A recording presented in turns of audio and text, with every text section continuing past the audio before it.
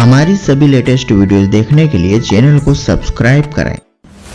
सत्य घटना, सत्य की तहता। दोस्तों, भूत प्रेत या कोई जिन आपकी जान लेने पर आमादा हो जाए और उस समय आप किसी सच्चे और तत्वदर्शी संत की शरण में भी ना हो, यानी कि आपकी रक्षा करने वाला कोई ना हो, तो क्या होगा? ऐसे ही सत्य घटना पर आधारित आज की कहानी है दिल्ली की रहने वाली बहन रेनू की। जब मैंने सदगुरु रामपाल जी महाराज जी से नाम नहीं लिया था तब मैं एक पार्लर चलाती थी। तो मेरा पार्लर अपने एरिया में बहुत अच्छा चलने वाला पार्लर था। तो मेरे साथ में जो मेरे कॉम्पिटिटर थे उन्होंने मेरे ऊपर जिन छुड़वा दिया जी। मैंने जब नाम नहीं ले रखा था तो उससे पहले मेरे पति 2012 में सदगुरु रामपाल जी महाराज जी से नाम दीक्षा ले चुके थे। तो जब मैं परेशान हुई, माता ने मुझे मना कर दिया, मैं घर आई तो वो जिन मेरे साथ घर आ गया। तो घर आ गया तो वो मेरे को लिटरली ये कहने लग गया था, मुझे सामने नज़र आता था और वो मुझे ये कहने लग गया था कि मैं तो तुमको लेके ही जाऊँगा। जैसे ही बहन रेनू का पति घर में कदम रखता तो जिन उस घर से भाग जाता था, क्योंकि रेणु जी के पति ने संत रामपाल जी महाराज से नाम उपदेश ले रखा था। तुमको लेके ही जाऊंगा क्योंकि मैं तुम्हें मारूंगा। तो मैं कुछ समझ नहीं आया। 10 दिन हो गए, 1 हफ्ता हो गया, मेरा खाना पीना सब कुछ बंद हो गया और मैं लोगों से इतना डरने लग गई थी। मैं लोगों को देखती थी तो वो मुझे अजीब अजीब हरकतें करते हुए दिखते थे, लेकिन जैसे ही मेरे पति घर में आते थे तो वो जिन मेरे पास नहीं आ पाता था।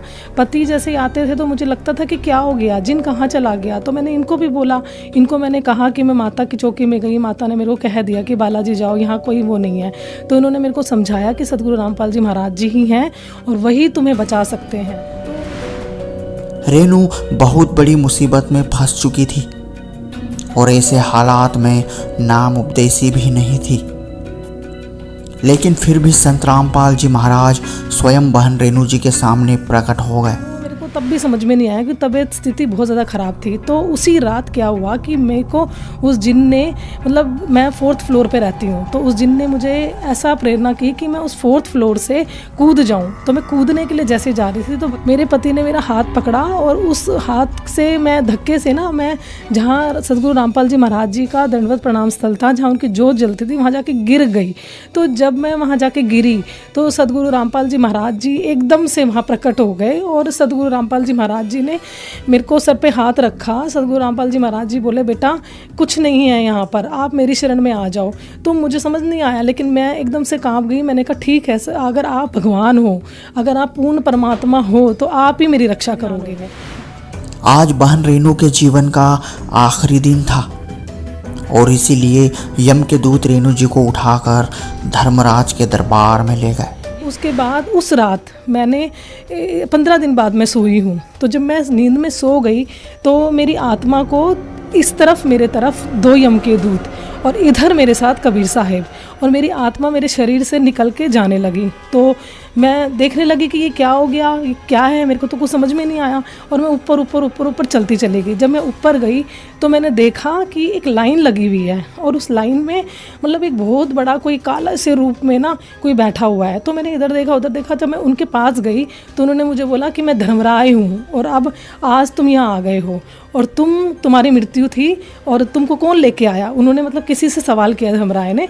तो जो यम के दूत थे वो चुप खड़े रह गए और मैंने एकदम से कबीर साहिब की तरफ देखा और मैंने कहा नहीं, मैं इनके साथ नहीं आई, मेरे को तो कबीर साहिब लाए। और फिर कबीर परमात्मा ने मोटे डंडे से किस तरह जिन्न की पिटाई शुरू कर दी। परमात्मा के हाथ में बहुत बड़ी मोटी सी डंडी थी। परमात्मा ने उसको बहुत मारा, उस जिन को। मैं आपको बता नहीं सकती कि मतलब मैं कांप गई थी। तो परमात्मा ने मुझे बोला, बेटा देख, कोई तो रोड एक्सीडेंट में मरता है, कोई किसी बीमारियों से मरता है, लेकिन सदगुरु रामपाल जी महाराज जी ने मुझे ये बताया कि बेटा तुम्हारी उम्र बस इतनी ही थी, तुमको मैंने आज बेटा जीवन दान दे दिया है और अब अपनी भक्ति करो और इस संसार में कुछ नहीं रखा।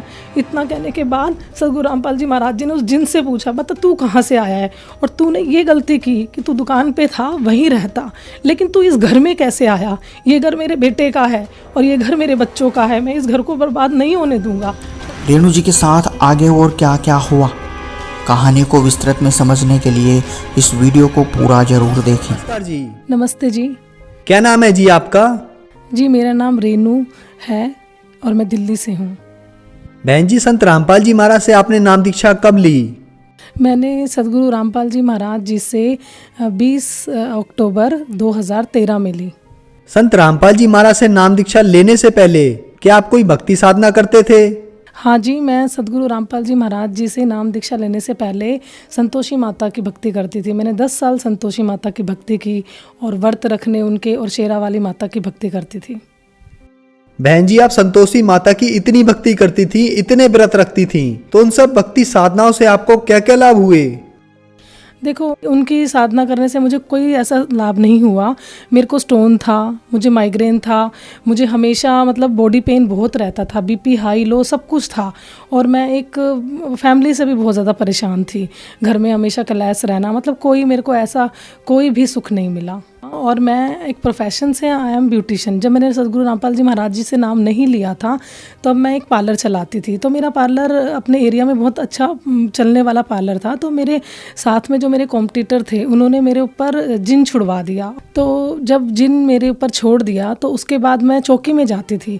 तो मैं जहाँ चौकी में जाती थी वहाँ मैंने संतोषी माता से कहा कि मेरी तबीयत ऐसे से ख़राब है और मेरे ऊपर जिन मुझे कह रहा है कि वो मुझे मार के ही छोड़ेगा। तो संतोषी माता ने मुझे कह दिया कि यहाँ तुम्हारा कोई इलाज नहीं है, तुम बालाजी जाओ। तो मैंने संतोषी माता से कहा कि जब मैं 10 साल मैंने आपकी भक्ति की और आज जब मुझे फल मिलना चाहिए और मेरी मृत्यु होने वाली है तो आप मुझे बालाजी भेज रहे हो।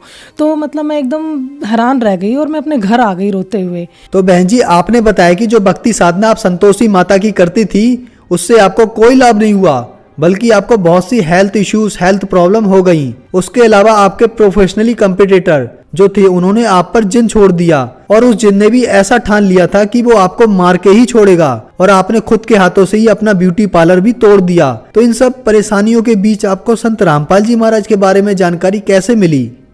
जी, मैंने जब नाम नहीं ले रखा था तो उससे पहले मेरे पति 2012 में सदगुरु रामपाल जी महाराज जी से नाम दीक्षा ले चुके थे। तो जब मैं परेशान हुई, माता ने मुझे मना कर दिया, मैं घर आई तो वो जिन मेरे साथ घर आ गया। तो घर आ गया तो वो मेरे को लिटरली ये कहने लग गया था, मुझे सामने नज़र आता था और वो मुझे ये कहने लग गया था कि मैं तो तुमको लेके ही जाऊंगा क्योंकि मैं तुम्हें मारूंगा। तो मैं कुछ समझ नहीं आया। 10 दिन हो गए, 1 हफ्ता हो गया, मेरा खाना पीना सब कुछ बंद हो गया और मैं लोगों से इतना डरने लग गई थी। मैं लोगों को देखती थी तो वो मुझे अजीब अजीब हरकतें करते हुए दिखते थे, लेकिन जैसे ही मेरे पति घर में आते थे तो वो जिन मेरे पास नहीं आ पाता था। पति जैसे ही आते थे तो मुझे लगता था कि क्या हो गया, जिन कहाँ चला गया। तो मैंने इनको भी बोला, इनको मैंने कहा कि मैं माता की चौकी में गई, माता ने मेरे को कह दिया कि बालाजी जाओ, यहाँ कोई वो नहीं है। तो इन्होंने मेरे को समझाया कि सदगुरु रामपाल जी महाराज जी ही हैं और वही तुम्हें बचा सकते हैं। तो मेरे को तब भी समझ में नहीं आया कि तबीयत स्थिति बहुत ज़्यादा ख़राब थी। तो उसी रात क्या हुआ कि मेरे को उस जिन ने, मतलब मैं 4th फ्लोर पे रहती हूँ, तो उस जिन ने मुझे ऐसा प्रेरणा की कि मैं उस 4th फ्लोर से कूद जाऊँ। तो मैं कूदने के लिए जैसे जा रही थी तो मेरे पति ने मेरा हाथ पकड़ा और उस हाथ से मैं धक्के से ना, मैं जहाँ सदगुरु रामपाल जी महाराज जी का दंडवत प्रणाम स्थल था जहाँ उनकी जोत जलती थी, वहाँ जाके गिर गई। तो जब मैं वहाँ जाके गिरी तो सदगुरु रामपाल जी महाराज जी एकदम से वहाँ प्रकट हो गए और सदगुरु रामपाल जी महाराज जी ने मेरे को सर पे हाथ रखा। सदगुरु रामपाल जी महाराज जी बोले, बेटा कुछ नहीं है यहाँ पर, आप मेरी शरण में आ जाओ। तो मुझे समझ नहीं आया, लेकिन मैं एकदम से कांप गई। मैंने कहा ठीक है सर, अगर आप भगवान हो, अगर आप पूर्ण परमात्मा हो तो आप ही मेरी रक्षा करोगे। ये इन्होंने आशीर्वाद दिया और सदगुरु रामपाल जी महाराज जी अंतर्ध्यान हो गए। उसके बाद उस रात मैंने 15 दिन बाद मैं सोई हूँ। तो जब मैं नींद में सो गई तो मेरी आत्मा को इस तरफ मेरे तरफ 2 यम के दूत और इधर मेरे साथ कबीर साहिब, और मेरी आत्मा मेरे शरीर से निकल के जाने लगी। तो मैं देखने लगी कि ये क्या हो गया, ये क्या है, मेरे को तो कुछ समझ में नहीं आया और मैं ऊपर ऊपर ऊपर ऊपर चलती चली गई। जब मैं ऊपर गई तो मैंने देखा कि एक लाइन लगी हुई है और उस लाइन में मतलब एक बहुत बड़ा कोई काला से रूप में ना कोई बैठा हुआ है। तो मैंने इधर देखा उधर देखा। जब मैं उनके पास गई तो उन्होंने मुझे बोला कि मैं धर्मराय हूँ और अब आज तुम यहाँ आ गए हो और तुम्हारी मृत्यु थी और तुमको कौन लेके आया। उन्होंने मतलब किसी से सवाल किया धर्मराय ने। तो जो यम के दूत थे वो चुप खड़े रह गए और मैंने एकदम से कबीर साहिब की तरफ देखा और मैंने कहा नहीं नहीं, मैं इनके साथ नहीं आई, मेरे को तो कबीर साहिब लाए हैं। तो जैसे ही मैंने ये बोला, मैं उस धर्मराय का जो दरबार था वहाँ से मैं एकदम से कहीं ऊपर चली गई। जब मैं वहाँ ऊपर गई तो मैंने वहाँ देखा एक अंधेरा कमरा और उस अंधेरे कमरे में एक बहुत बड़ा सिंहासन था और वहाँ पर एक मुकुट था जो इतना तेज रोशनी थी उस मुकुट की कि मैं आपको कुछ नहीं बता सकती, और उसमें से बहुत रोशनी आ रही थी। मैंने कहा मुकुट तो है, लेकिन ये जो सिंहासन है ये किसका है? इस सिंहासन पे तो कोई बैठा ही नहीं है, मुझे नज़र ही नहीं आ रहा, तो मुझे दिखाई दो, कौन है ये, कहाँ आ गई मैं?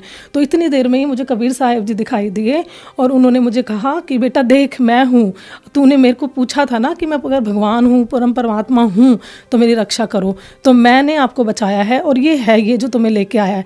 परमात्मा के हाथ में एक बहुत बड़ी मोटी सी डंडी थी, परमात्मा ने उसको बहुत मारा उस जिन को, मैं आपको बता नहीं सकती कि मतलब मैं कांप गई थी। तो परमात्मा ने मुझे बोला बेटा देख, कोई तो रोड एक्सीडेंट में मरता है, कोई किसी बीमारियों से मरता है, लेकिन सदगुरु रामपाल जी महाराज जी ने मुझे ये बताया कि बेटा तुम्हारी उम्र बस इतनी ही थी, तुमको मैंने आज बेटा जीवन दान दे दिया है और अब अपनी भक्ति करो और इस संसार में कुछ नहीं रखा।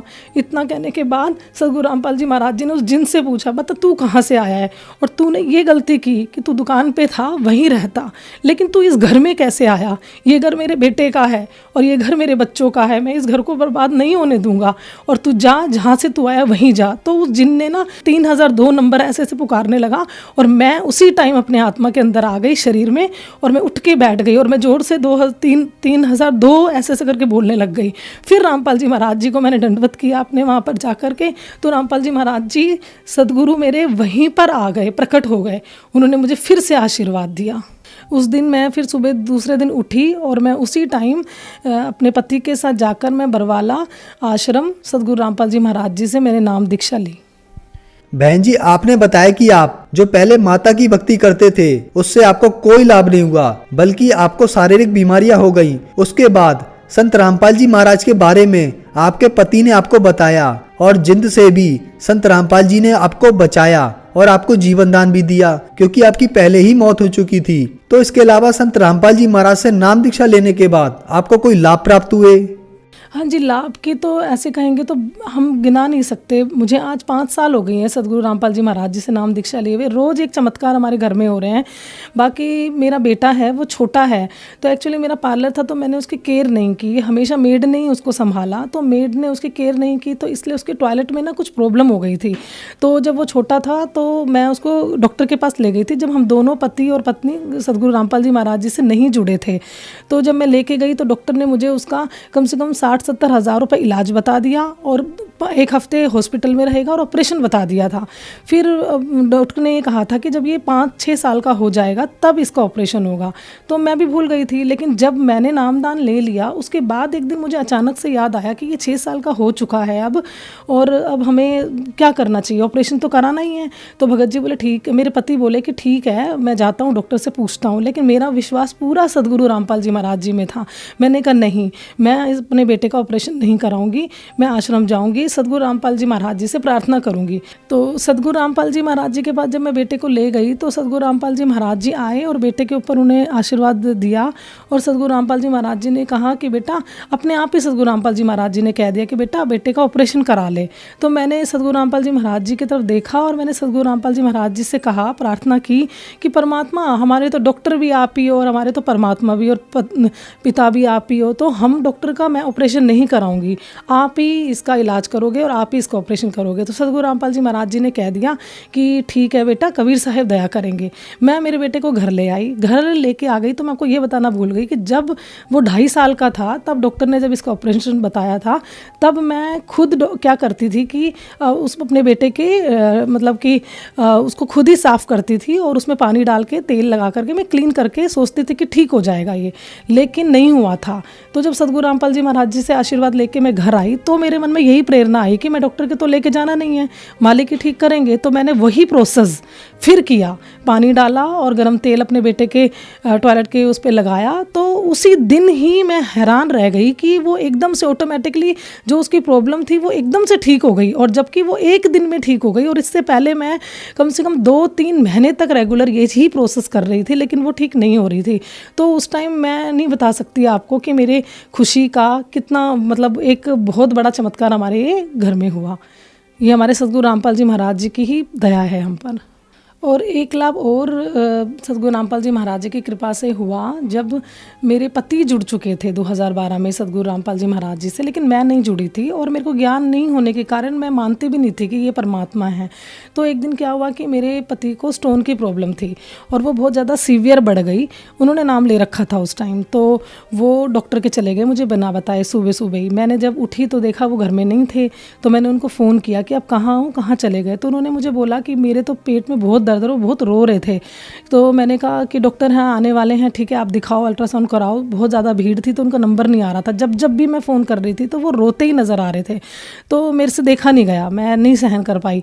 तो मैं एकदम से मैं देखती थी कि मेरे पति ना रोज़ 7 बजे के करीब, 6:30 बजे के करीब सद्गुरु रामपाल जी महाराज जी की जोत घर में जल जाती थी। तो उस दिन नहीं जली तो मैं चली गई। मेरा मन किया कि मैं वहाँ जाके बैठूँ जोत स्थान पर सद्गुरु रामपाल जी महाराज जी के सामने। मैं जाकर बैठी तो मैंने सद्गुरु रामपाल जी महाराज जी से कहा कि मुझे नहीं पता आप कौन हो, आप देखो, लेकिन रोज़ मेरे घर में आपकी जोत जलती थी। मतलब एक तरफ तो संतोषी माता का मंदिर है मेरा, मैं वहाँ नहीं गई, लेकिन मैं सद्गुरु रामपाल जी महाराज जी के सामने आके बैठ गई और मैंने बोला कि रोज़ जोत जलती थी, आज मेरे घर में जोत नहीं जल रही। तो मैंने लिटरली परमात्मा से ना ऐसे हंस के बोला, फिर आप कैसे भगवान हो कि मेरे घर आज जोत नहीं जली, आपको अच्छा लग रहा है और मेरे पति वहाँ रो रहे हैं। देखो अगर आप भगवान हो तो आपको ये चमत्कार करना पड़ेगा। और मुझे कुछ ज्ञान नहीं था, मैंने सद्गुरु रामपाल जी महाराज जी की बिना नाम लिए जोत जला दी और मैंने बोला कि अब मैं ये जोत जला रही हूँ आज आपकी, और अभी 5 मिनट के अंदर अंदर जब मैं मेरे पति को फ़ोन करूँगी तो मुझे ये सुनाई देना चाहिए कि मैं ठीक हो गया, तब मैं मानूंगी कि आप हो कोई भगवान। तो ऐसा ही हुआ, मैंने जोत जलाई और मैं दंडवत करके उठी। मुझे पता भी नहीं था ये प्रोसेस होता, पर पता नहीं कैसे मैंने अपने आप ये चीज़ कर ली। तो जब मैं उठी तो फ़ोन मैंने किया, तो फ़ोन करने से पहले ही इनका फ़ोन आ गया और उन्होंने ये मुझे कहते हैं कि डॉक्टर हैरान हो गया, मेरे कहीं दर्द नहीं बताया डॉक्टर ने, और मैं भी हैरान हो गया। डॉक्टर आने से पहले मैं तड़प रहा था और इस टाइम मेरे को एकदम से आराम मिल गया। तो ये एक चमत्कार मेरे घर में मेरे को बिना नाम लिए हुआ। फिर मैंने सद्गुरु रामपाल जी महाराज जी के पास गई, वहाँ देखा, बैठ के मैंने दंडवत किया। तो सद्गुरु रामपाल जी महाराज जी की जो फोटो थी उसमें से सद्गुरु रामपाल जी महाराज जी के हाथों में से इतनी ज़्यादा रोशनी आ रही थी कि मैं आपको बता नहीं सकती। और सद्गुरु रामपाल जी महाराज जी एकदम से हंसे उस फोटो में से। तो उस टाइम में मुझे यकीन हो गया था कि हाँ ये परमात्मा है सद्गुरु रामपाल जी महाराज जी। और मैं बहुत बीमार रहती थी जैसे कि, तो मेरी नाम लेने के बाद एक बार पहले भी बहुत बीमार रहती थी, बीपी वगैरह रहती थी। तो एक दिन मैं घर में ही फिसल गई। तो देखो आप देख सकते हो ये मेरी उंगली है, ये मेरी उंगली मेरे घर में ही काम करते करते मैं किचन में ही फिसली थी और ये टूट गई। तो इसमें फ्रैक्चर आ गया, लेकिन डॉक्टर्स के पास गई तो उन्होंने अच्छे से ट्रीटमेंट नहीं किया। इसको फ्रैक्चर की वजह उन्होंने जस्ट पट्टी करते रहे, ये ठीक नहीं हुई। 1 महीना हो गया, मैं डॉक्टर के पास फिर गई तो डॉक्टर्स ने मेरे को बोला आपने उस टाइम ढंग से ट्रीटमेंट नहीं लिया, तो अब आपके ये जो उंगली है इसका ऑपरेशन होगा आपका और इसमें एक रोड डलेगी। मैं डर गई, मैंने कहा पता नहीं ये क्या कह रहे हैं। मैंने सद्गुरु रामपाल जी महाराज जी आश्रम में थे तो मैं गई, मैंने प्रार्थना की, गुरुजी ऐसे ऐसे डॉक्टर कह रहे हैं। तो गुरुजी ने कहा बेटा कबीर साहब दया करेंगे। मैंने कहा गुरुजी ऑपरेशन नहीं कराऊंगी मैं घर आई, मैंने ऑपरेशन नहीं कराया, मैं जस्ट और 1 हफ्ते तक पट्टी बांधती रही। और आज देखो ये उंगली आपके सामने है, हल्की सी टेढ़ी जरूर है लेकिन इसमें कोई पेन नहीं है, कुछ नहीं है। जबकि लोग देखते हैं तो हैरान हो जाते हैं कि मतलब ये उंगली आपकी कैसे वर्क कर रही है। तो ये मेरे सद्गुरु रामपाल जी महाराज जी की कृपा हम पर बनी हुई है। बहन जी आपने बताया कि संत रामपाल जी महाराज से नाम दीक्षा लेने के बाद आप और आपके पति को बहुत से लाभ प्राप्त हुए, आपको जीवन दान मिला। लेकिन आज हम एजुकेटेड सोसाइटी में देखते हैं कि ये चीजें चमत्कार, लाभ, किसी संत से लाभ होना, ये एक अचंभे की बात है। तो आज वैज्ञानिक युग में कोई इस बात को कैसे मान सकता है कि किसी संत से जो कि खुद जेल में है उससे उनको लाभ प्राप्त हो सकता है? देखो आज हम पढ़े लिखे हैं और हमें ये ज्ञान हो गया है अब कि सद्गुरु रामपाल जी महाराज जी के का जो ज्ञान है वो सबसे उत्तम है। और जहाँ पर ये साइंस ख़त्म होती है वहाँ से सद्गुरु रामपाल जी महाराज जी का ये शुरू होता है। अब साइंस है वो क्या कर सकती है, जब तक अगर परमात्मा की रज़ा नहीं होगी। तो आज परमात्मा की भक्ति से ही लोगों के कैंसर, घर में लोगों के बड़े बड़े बीमारियां वो सारी दूर हो रही हैं। तो इससे हमें ये चीज़ देखनी चाहिए कि जहाँ पर साइंस ख़त्म है वहाँ सद्गुरु रामपाल जी महाराज के ज्ञान से, भक्ति से सब कुछ ठीक हो रहा है। तो हमें वही चीज़ फॉलो करनी चाहिए। बहन जी आपने बताया कि संत रामपाल जी महाराज से अगर नाम दीक्षा लें तो कैंसर जैसी भयानक बीमारियां ठीक हो जाती हैं। तो जो श्रद्धालु आज आपको देख रहे हैं आप उन्हें क्या संदेश देना चाहोगे? हाँ जी बिल्कुल, अगर हम अच्छे से सदगुरु रामपाल जी महाराज जी के बताए हुए मार्ग में भक्ति कर रहे हैं तो कैंसर और बड़ी बड़ी बीमारियां लोगों की सब दूर हो रही हैं, मात्र भक्ति से ही दूर हो रही हैं और भक्ति से ही दूर होगी। तो मैं अपने समाज के सारे भाई बहनों को एक मैं संदेश तो नहीं दे सकती, लेकिन मैं प्रार्थना जरूर कर सकती हूँ कि मनुष्य जन्म दुर्लभ है, मिले न बारंबार, तरवर से पत्ता गिर गया बहुर न लगता डार। ये जो मनुष्य जन्म है ना, हम इसको मजाक समझ रहे हैं, ये हमें परमात्मा ने एक लास्ट जन्म दिया है 84 लाख योनियों से बचने के लिए। तो हमें इसका सदुपयोग करना चाहिए और सदगुरु रामपाल जी महाराज जी की बताई हुई भक्ति को फॉलो करो और उसकी भक्ति में लग जाओ। इस मनुष्य जन्म को अपने को बर्बाद मत करो, ये बार बार नहीं मिलने वाला। संत रामपाल जी महाराज से नाम दीक्षा कैसे ले सकते हैं? सदगुरु रामपाल जी महाराज जी के जो सत्संग है वो विभिन्न चैनलों पे आ रहे हैं, आप उनको देखो। उन चैनल जब वो सत्संग आते हैं तो उसके नीचे कुछ नंबर आ रहे हैं, उन नंबरों पे आप फ़ोन करो और उन नंबरों पे फ़ोन करने के बाद जो नज़दीकी नामदान केंद्र होता है उस पे जाकर आप सदगुरु रामपाल जी महाराज जी के जो CD वगैरह है उससे आप नामदान ले सकते हैं। धन्यवाद जी। सत साहिब। सत्य घटना, सत्य की तहता।